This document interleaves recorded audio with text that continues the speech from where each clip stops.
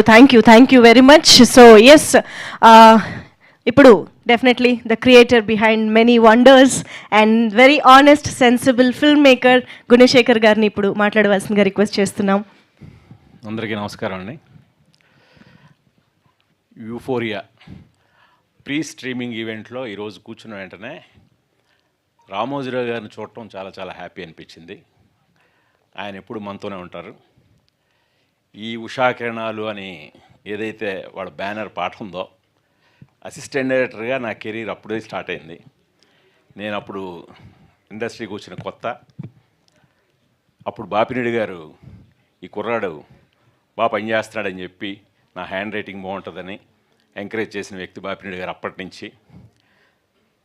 అప్పుడు నేను ఉషా కిరణ్ సంస్థలో పనిచేయడం అంటేనే చాలా ప్రెస్టేజ్, ఎంటర్ అవ్వడం కూడా అంత ఈజీ కాదు. సో వాళ్ళ టెస్ట్లు కానీ వాళ్ళ ఇది కానీ చాలా కఠినంగా ఉంటాయి. అంటే ఇటు సాహిత్యం కానీ అన్నిటి మీద స్టాండర్డ్ ఉండాలి వాళ్ళకి. సో అలాంటిది ఆ బ్యానర్లో జాయిన్ అయ్యాను అనగానే చాలామంది హోప్స్ పెట్టుకున్నారు నన్ను, వీడికైతే ఒక ఫ్యూచర్ ఉందనే ఇది.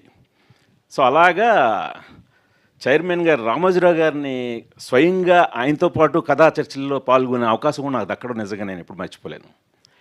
ఆయన కారుదిద్దును కాపురం అనే సినిమాకి విన్సెంట్ మాస్టర్, జీవి నసరాజు గారు వాళ్ళ దగ్గర వర్క్ చేశాను నేను. సో అప్పటి నుంచే ఆయన అంటే నాకు చాలా ఇన్స్పిరేషను, రామోజీరావు గారు అంటే. సో ఆయన కూడా ఈ కుర్రాడని చెప్పి ఏదో అసిస్టెంట్ డైరెక్టరు అందరిలో అక్కడెక్కడో దూరంగా నిలబడ్డాడని అనకుండా వదిలేకుండా నా ఒపీనియన్ కూడా అడిగేవారు ఆయన. నీకెలా ఉంది ఏంటి, డివి నసరాజు గారు లాంటి వ్యక్తి చెప్పిన సీన్ని నీ ఒపీనియన్ ఏంటి బాబు అని చెప్పి నన్ను ముందుకు పిలిచి అడిగేవారు రామోజీరావు గారు. సో అలాంటి గొప్ప వ్యక్తి అయినా. సో అలాంటి సంస్థలో పనిచేసిన తర్వాత నాకు నిజంగా ఆ సంస్థ నుంచి బయటకు వచ్చేసరికి క్రాంతి కుమార్ గారని, రామ్ గోపాల్ వర్మ ఇలాంటి వాళ్ళందరి దగ్గర పనిచేసే అవకాశం నాకు ముందు లీడ్ ఇచ్చింది ఉషా కిరణ్ సంస్థ అనమాట. అలాంటి సంస్థలోనే నేను దర్శకుడిని అయిన తర్వాత సొగసు చూడ తర్మ కథ అనుకొని డైలాగ్స్ ఎవరైతే బాగుంటుందని రాగిణికి తెలుసు. నేను ఎప్పుడు ఈనాడు పేపర్తో నా డే స్టార్ట్ అవుద్ది అనమాట. సో దాంట్లో డియర్ వసుంధర అని ఒక కాలము అజయ్ శాంతి గారు రాసేవారు, ప్రశ్నలకి జవాబులు, పాఠకుల ప్రశ్నలకి. సో ఆయన ఇచ్చిన జవాబులు చాలా బాగా నచ్చేవి నాకు. చాలా క్లిష్టమైన క్వశ్చన్లు అడిగేవారు, ఈయన చాలా బాగా చెప్పేవాడు జవాబులు. సో ఆయన తీసుకొచ్చి ఆయనే డైలాగ్ రైటర్ అని అజయ్ శాంతి గారిని ఆ సినిమాకి పెట్టాను. ఆ సినిమాకి ఆయనకి నంది అవార్డు వచ్చింది ఉత్తమ మాటల రచయితగా. సో అలాగా నా అసోసియేషన్ ఉషా కిరణ్తో ఉండడం కూడా ఈ సాహిత్యం మీద కానీ, అంటే వాళ్ళ ఆఫీస్లోనే చాలా అద్భుతమైన కలెక్షన్, బుక్ కలెక్షన్ కానీ, ఆడియో క్యాసెట్స్ కానీ ఇవన్నీ చాలా నన్ను ఇన్ఫ్లుయెన్స్ చేసాయి అసిస్టెంట్ డైరెక్టర్గా. సో చెప్పాలంటే అది ఒక నాకు పునాదిలా కూడా ఏర్పడ్డది. అంటే ఈరోజు సందర్భం వచ్చింది కాబట్టి నేను ఇదంతా చెప్తున్నాను. అలాంటి సంస్థలో నా రుద్రమదేవి సినిమాని బాపిరెడ్డి గారు చూసి తీసుకోవటం, అలాగే ఇప్పుడు యూఫోరియా తెలంగాణ ప్రభుత్వం 2 ప్రెస్టీజియస్ అవార్డులు ఇచ్చింది. సో గౌరవించింది, గుర్తించింది. ఉత్తమ కథా రచయితగా నన్ను, ఉత్తమ సహాయ నటిగా భూమిక గారిని. సో అలాగే అంతకంటే ఎక్కువ గుర్తింపు నాకు ఈరోజు ఈటీవీ విన్ వాళ్ళు ఇచ్చారు. వాళ్ళ దాంట్లో వాళ్ళ ప్లాట్ఫామ్ మీద ఈ సినిమాని వేయటం అనేది నేను చాలా గర్వంగా ఫీల్ అవుతున్నాను. కొందరు అదే ఇందాక నితిన్ గారు చెప్పినట్టు బోల్డ్ కంటెంట్ కదా ఇదని చెప్తున్నాను. 1-2 ఓటీటీ సంస్థలు కొంచెం సంశయించాయి. మా బాబు ఏంటి, జనరల్గా మనం ఏంటి థియేటర్లో చాలా ఇదిగా చెప్తాం డైనమిక్గా. సో దానికి బట్ సెన్సార్ అనే అడ్డు ఉంటుంది. ఓటీటీ వాళ్ళు సెన్సార్కి ఏమి భయపడరు. ఇప్పుడు కంటెంట్ని చాలా బోల్డ్గా చెప్పడానికి వాళ్ళు మనల్ని ఎంకరేజ్ చేస్తారు. అలాంటి వాళ్ళే 1-2 ప్లాట్ఫామ్లు చాలా బాగుంది సార్, అసలు మా బాబాయ్ చాలా షాకింగ్గా ఉంది, చాలా డైనమిక్గా ఉంది, ఏంటి తెలుగు సినిమా ఇలా తీసారేంటి, ఇంత నిర్భయంగా, ఇంత ఉన్నట్టు, ఇంత నేకెడ్ ట్రూత్ ఇలా చెప్పేశారే అని సంశయించారు. వీళ్ళు చూశారు. ఇందా నితిన్ గారు చాలా మంచి మాట చెప్పారు. బోల్డ్ అంటే విజువల్గా చెప్పేది కాదు, కంటెంట్ రూపంలో చెప్పేది. బల్లగుద్ది చెప్పారు సార్, లేకపోతే ఆ రోజు ప్రతిఘటనలో ఆ పాట వచ్చేదా, ఈ దుర్యోధన దుశ్శాసన అనే పాట వచ్చేదా? ఆ పాటలో జూమ్ దేనికి వెళ్తుంది, మొత్తం క్లాప్స్ కదా థియేటర్లో. ఒక్కసారి ఆ రోజు షేక్ అయిపోలేదు మనం. ఏంటి ఇంత బోల్డ్గా తీసారేంటి తెలుగు సినిమాలో, అలాంటి ఒక సాంగ్ కానీ దాంట్లో చూపించిన విజువల్స్ కానీ ఒకసారి షేక్ అయిపోయాం అందరం. ఆ తర్వాత ఈవెన్ ఒక చిత్రం లాంటి చాలా థాట్ ప్రొవోకింగ్ ఆ రోజుకి చిత్రం అనే సినిమా థాట్ నిజంగా ఒక తేజ అనే ఒక కొత్త కుర్రాన్ని ఎంకరేజ్ చేసి రామోజీరావు గారు ఆ కథను తీయమండం, అది గొప్ప రెవల్యూషనరీ థాట్ అండి అది. సో అలాంటి ఎన్ని తీశారు. ఇందాక మీరు నాగేంద్ర కుమార్ గారు చెప్పినట్టు మయూరి కానీ మౌన పోరాటం కానీ, అలాగా వాళ్ళు అంటే ఊరికినే నిర్మాతలు అవ్వలేదు. వాళ్ళు ఎలాగైతే ఈనాడుకు ఒక అద్భుతమైన ఒక స్టాండర్డ్ ఉందో, ఒక మంచి మన మధ్యలో జరిగే సమాజంలో జరిగే సంఘటనలే తిరిగి మనం ప్రజలకు అందించాలనే ఉద్దేశంతో ఎన్నో ట్రూ స్టోరీస్ తీసేరాళ్ళు. అదే నాకు స్ఫూర్తి. ఆ స్ఫూర్తితోనే ఈరోజు నేను యూఫోరియా తీయడానికి కూడా అన్నీ నిజ జీవిత సంఘటనలే, ఆల్మోస్ట్ 90% నిజ జీవిత సంఘటనలే. సో దాన్ని బేస్ చేసుకొని ఈరోజు తీయడం జరిగింది.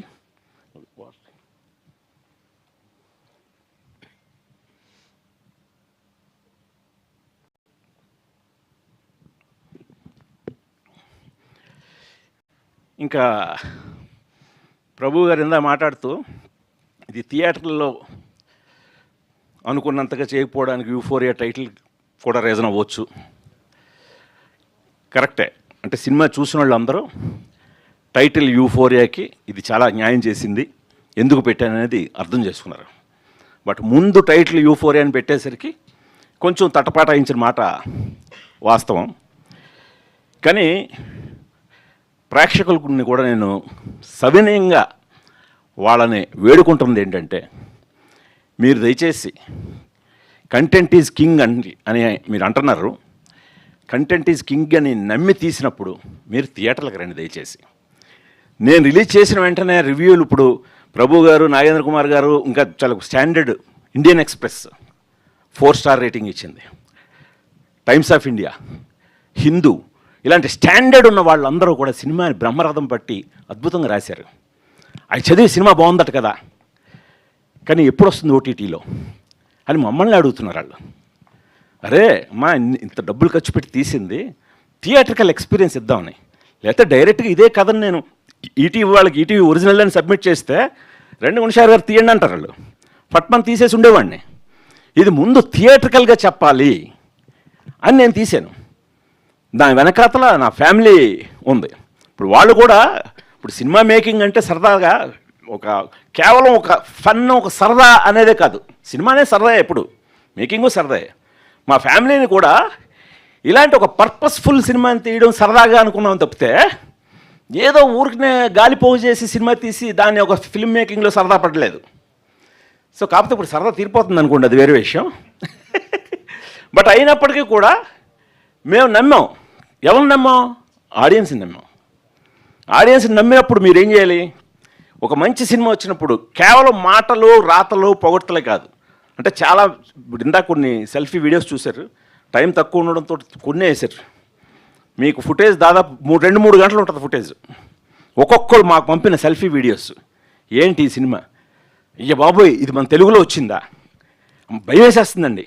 ఒక రిటైర్డ్ టీచర్ వెన్నులో వణుకు పుట్టిందండి నాకు మొదటి నుంచి చివరి వరకు. అమ్మ ఇంకా ఏం జరుగుతుంది, ఇంకా ఏం జరుగుతుంది, ఇంకా ఏం జరుగుతుందని. ఒక టీనేజ్ అమ్మాయి చాలా కరెక్ట్గా చెప్పారండి. ఈ రోజున అసలు మీరు క్వశ్చన్ వేశారు, పబ్కి వెళ్ళడం, పార్టీకి వెళ్ళడం తప్ప నాన్న అని. ఏ డైరెక్టర్ ఇలాంటి క్వశ్చన్ అడగలేదండి, ఒక అమ్మాయి చేత అడిగించలేదు, మీరు అడిగించారు. మారుతున్న కాలంలో ఎవరికి వాళ్ళకి లిమిటేషన్స్ ఉంటాయి. ఇప్పుడు మన పరిధిలో మనం జీవించాలి ఈ సభ్య సమాజంలో, ఆ కాన్షియస్ మాకుంటుంది. కానీ ఎవరు ఎలాంటి ఇంత ధైర్యంగా క్వశ్చన్ అడగలేదు.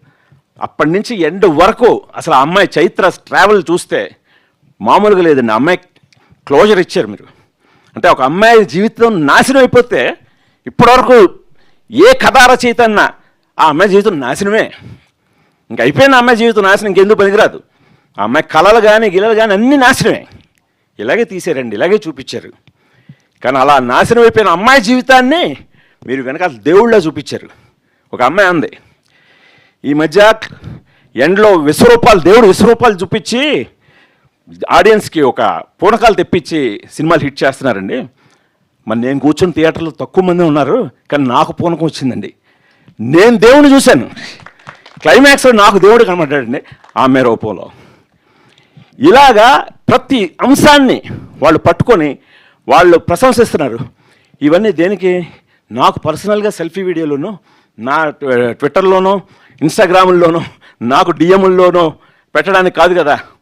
మీ అందరూ చూసి 10 మందికి చెప్తే, థియేటర్కల్గా మీరు దాన్ని ఆదరిస్తే ఇంకా దీనికి అప్పుడు కదా మేము పడే తృప్తి. లేకపోతే ఈ సినిమాకి ఎందుకు భూమికి గానే ఎందుకు పెట్టి తీయాలి? ఈ విఘ్నేష్ అనే ఈ కుర్రాన్ని ఎందుకు పెట్టి తీయాలి? నేను అడిగితే రీజనబుల్ ఎనీ హీరో నాకు డేట్స్ ఇస్తాడు కదా. కానీ కథను తీయాలనుకున్నాను, సినిమా తీయాలనుకోలేదు. కథను తీయాలనుకున్న నాలాంటి దర్శకుడిని ఎంకరేజ్ చేయండి దయచేసి. చాలామంది అలాంటి వాళ్ళు ఉన్నారు. ఆడియన్స్ని కూడా తప్పట్టట్లేదు నేను. ఇప్పుడు మన పరిశ్రమ చాలా పెద్ద తప్పు ఉందని అనిపిస్తుంది నాకు. సినిమా ఇండస్ట్రీలో కూడా మనం ఏమైపోయామంటే పరిగెడుతూ మనం ఒకసారి చెక్ చేసుకోవట్లేదు. కోవిడ్ తర్వాత ఓటీటీ అనేది వచ్చి సినిమాని కబళించేసినప్పుడు దాని మాయలో పడిపోయాం.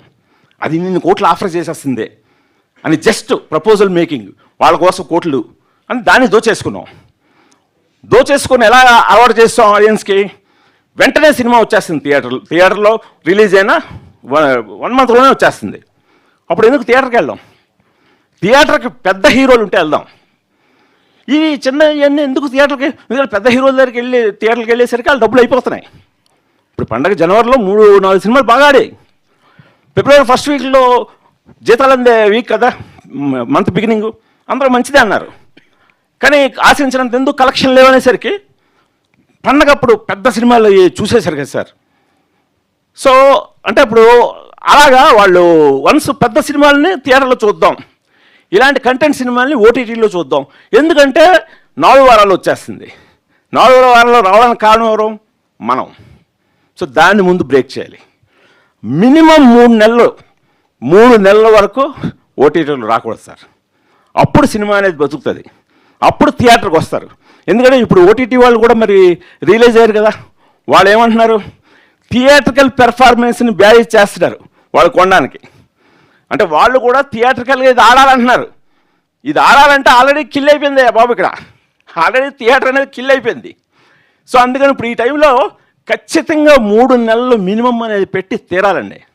పెడితేనే అప్పుడు ఖచ్చితంగా థియేటర్ సినిమా బాగుంది సినిమాకి వస్తాడు. ఇప్పుడు బాగుంది సినిమా కూడా రావట్లేదే. సో ఇది ఖచ్చితంగా ఇటు ప్రేక్షకులకి నా వినపమే కాకుండా పరిశ్రమకు కూడా నేను సవినయంగా మనవి చేసుకుంటున్నాను. నేను ఎప్పుడు వాళ్ళ మీటింగ్లు గాటికి వెళ్ళను, కానీ ఈ సందర్భాన్ని నేను వాడుకొని చెప్తున్నాను. ఖచ్చితంగా థియేటర్ని బ్రతికించండి. అప్పుడు మనం థియేటర్ల కోసం తీద్దాం, లేకపోతే డైరెక్ట్గా ఓటీటీలకే తీసుకుందాం. ఎందుకు థియేటర్లు ఎందుకు? దయచేసి నా రిక్వెస్ట్ని మన్నించండి. ఇక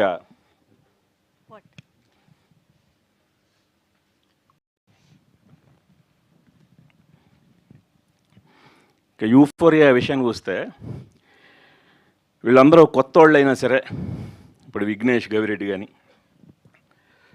లిఖిత ఎలమంచిలు కానీ, లిఖిత్ నాయుడు కానీ, పృథ్వీరాజ్ అడ్డాల కానీ, వీళ్ళందరూ అరే ఈ డైరెక్టర్తో పనిచేస్తే మనకు ఒక మంచి గుర్తింపు వస్తుంది అని వాళ్ళు కూడా ఆల్మోస్ట్ ఒక సంవత్సరంన్నర పాటు నమ్ముకొని ఈ రోజున మీ అందరూ ప్రతి రివ్యూల్లో అందరూ చెప్పిన మాట, ఆర్టిస్టుల పెర్ఫార్మెన్స్ చాలా బాగుంది.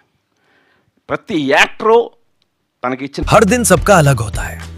कुछ लोग दिन की शुरुआत एक सही इंटेंट के साथ करते हैं, तो कोई अपनी लिमिट्स पुश करते हैं ताकि वो अपना बेस्ट परफॉर्म कर सके.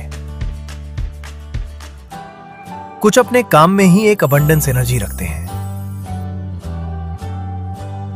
और कुछ रिश्ते ऐसे होते हैं जहां एनर्जी सही हो तो ग्रोथ अपने आप होती है. हर जगह एक चीज कॉमन है, एनर्जी. और जब एनर्जी सही हो तो हर दिन अलग फील होता है. అలాగే ఆచితూచి అడిగేస్తున్నాడు. ఇప్పుడు అతని కథతో ఇప్పుడు ఎలా అయిపోయాడంటే, ఇప్పుడు ఇందాక నా పక్కన కూర్చొని, సార్ అమ్మో మన కథ తర్వాత వేరే కథలు ఏవి నాకు ఎక్కట్లేదు సార్ అన్నాడు.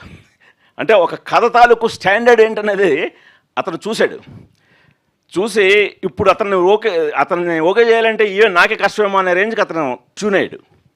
సో అలాగా నువ్వు అలాగే ఉండు, ఏం తొందర లేదు, నేను వెతుక్కుంటూ వచ్చాను కదా నేను, అలా నిన్ను వెతుక్కుంటూ ఈ పెర్ఫార్మెన్స్ ఇతనే ఇవ్వగలడు అని చెప్పి నీ దగ్గరికి వస్తారు.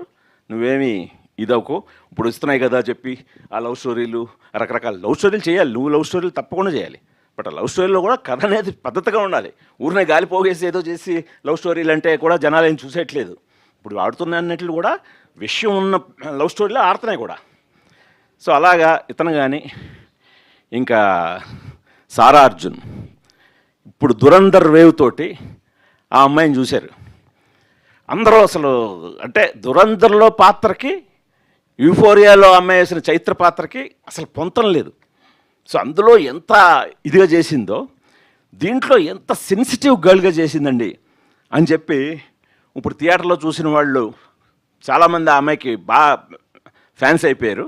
నాకు తెలిసి ఈరోజు రాత్రి 12 దాటాక యూఫోరియా చూసి ఇంకా ఆమెకి ఫ్యాన్ బేస్ పెరుగుతుంది. అంత చక్కగా ఇప్పుడు ఆల్రెడీ దురంధర్తో ఒక యూఫోరియా క్రియేట్ చేసిన సారా యూఫోరియాతో ఇంకా యూఫోరియా క్రియేట్ చేయబోతుంది. తప్పకుండా మీ అందరూ చూడండి. అలాగే భూమిక గారు, ఆవిడ లండన్లో ఉన్నప్పుడు కథ స్క్రిప్ట్ పంపించి ఫోన్ చేశాను. ఫోన్ చేసి ఆవిడకి చెప్పిన మొదటి మాట మొన్న ఆవిడే గుర్తు చేశారు నాకు ఈ విషయం. మీరు కరెక్ట్గా ఈ కథను నమ్మితే మీకు అవార్డు వస్తుందండి అన్నాను. ఎగ్జాక్ట్గా అమ్మాయి మొన్న అవార్డు అందుకున్న గద్దర్ అవార్డు అందుకున్న మొన్నాడు ఫోన్ చేసి అది గుర్తు చేసింది. లండన్లో నేను ఉన్నప్పుడు మీరు ఈ మాట అన్నారని. ఎందుకంటే ఇది నా ప్రతిభ నీ ప్రతిభ కంటే కూడా ఆ పాత్ర ఆథర్ బ్యాక్డ్ రోల్ అంటారే అది పడ్డదమ్మా నీకు. అందువల్ల దాన్ని నువ్వు వాడుకున్నావు. వాడుకోవడం మూలంగా ఈరోజు నేను ఒకటే ఆడియన్స్కి మాట ఇచ్చాను. ఒక్కడిలో నా స్వప్నాన్ని మీరు చూసి ఎంత ఇంప్రెస్ అయ్యారో యూఫోరియాలో వింధ్యా వేములపల్లి కూడా మిమ్మల్ని ఏమాత్రం నిరుత్సాహపరుస్తుంది, ఇంకా బ్రహ్మాండమైన పేరు తెచ్చుకుంటుంది మీ దగ్గర అన్నాను. అది నిలబెట్టుకున్నానే హ్యాపీ అయ్యాను. అలా ప్రతి ఒక్కడు కాలభైరవ మ్యూజిక్ రీ రికార్డింగ్ కూడా ఈరోజు నా మామూలుగా పోవట్లేదు. అందరూ అంత కుర్రాడు, అంత చిన్న కుర్రాడు అసలు ఎంత మెచ్యూర్డ్గా చేశాడండి. క్లైమాక్స్ ఆర్ఆర్కి అయితే అందరూ కూడా అసలు చాలా అద్భుతంగా ఇచ్చాడని చెప్పి, అంటే మామూలుగా పెపీ మ్యూజిక్ ట్రెండీ మ్యూజిక్ ఇచ్చేయడం ఈజీ. సో ఒక స్టాండర్డ్ మ్యూజిక్ ఆ ఎమోషనల్ రీల్ మొత్తం అది క్లైమాక్స్, దాన్ని చాలా అద్భుతంగా ఎలివేట్ చేశాడని. అలాగే ప్రవీణ్ కే పోతన్ అని ఒక కెమెరామెన్ ఇంట్రొడ్యూస్ చేశాను. తను కొత్తగా విజువల్స్ అన్నీ కూడా చాలా కొత్తగా ఉన్నాయి. చాలా అంటే న్యూ ఏజ్ ఫిలింలా కనిపించింది అనడానికి కూడా అతను రీజను. మన Praveen Pudi editor, art director Srinivas Kalinga, costume designer Poojitha Tadikonda, Ashok, వీళ్ళందరూ కూడా ఈ సినిమాని బాగా కథను నమ్మి ట్రావెల్ అయ్యి మాతో పాటు 1.5 year పాటు దీన్ని యూఫోరియాని ఇంత చక్కగా తీర్చిదిద్దారండి. ఇది ఇప్పుడు ఆడియన్స్ వంత అయిపోయింది థియేటర్కల్. ఇప్పుడు మీరు ఓటీటీలో ఇందాక నితిన్ గారు అన్నట్టు ఇప్పటివరకు మీరు ప్రీమియర్ చూశారు, పెయిడ్ ప్రీమియర్లు చూశారు. అసలైన సినిమా ఈటీవీ విన్లో April 2 అంటే రేపు ఈ 1వ తేదీన ఈరోజు రాత్రి 12 గంటలు దాటిన తర్వాత ఈటీవీ విన్లో యూఫోరియా తాలూకు అసలైన శబ్దం చూస్తారు మీరు. నేను మాట ఇస్తున్నాను, మీ అందరూ కూడా తప్పకుండా చూడండి.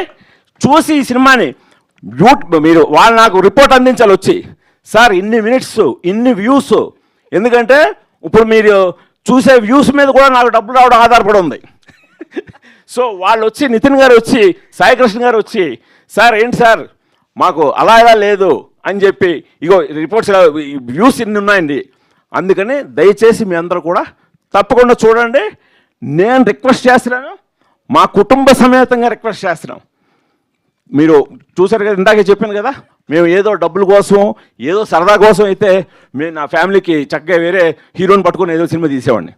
మా యుక్త దగ్గర నుంచి నీలిమ, రాగిణి ఈ కథ రాస్తున్న క్షణం నుంచి ఈ క్షణం వరకు కూడా ప్రతి దీంట్లోనూ వాళ్ళ తాలూకు కంట్రిబ్యూషన్ ఉంది.